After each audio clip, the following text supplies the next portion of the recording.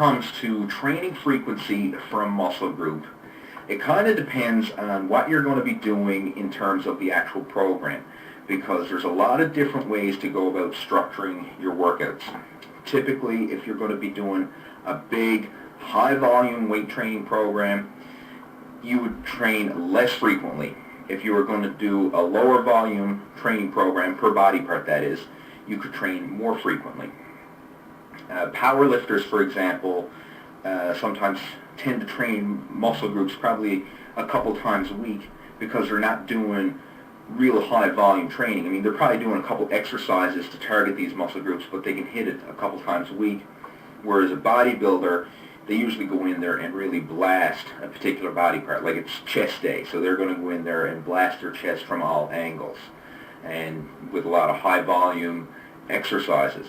So if you're going to be doing a higher volume bodybuilding type workout, typically most bodybuilders will hit each major muscle group once per week. One thing that I'd like to do with my own training to bring up stubborn body parts, like once you've been training for a while, you've probably figured out, okay, certain body parts respond better than others and certain ones kind of lag behind. If you have any of these lagging body parts, a little trick that you can do to help speed up growth in those areas is to double up on your frequency. So let's just say you were going to hit each major muscle group once a week. If you have a stubborn body part, let's just say it's your arms, maybe you could hit your arms twice a week and just every other body part once a week, and that would be a way to help your arms catch up with your other muscle groups. That's a little trick that I actually do.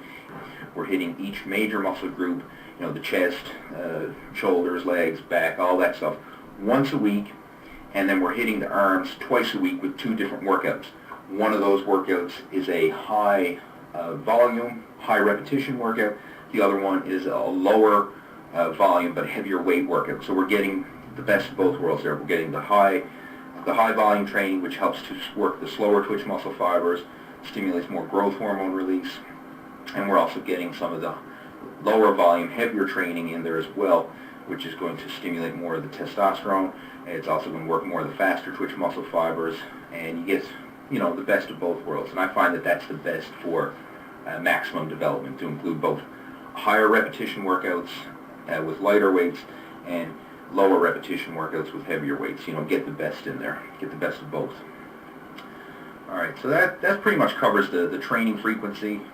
Typically once a week for each major muscle group in a typical bodybuilding split routine. Okay.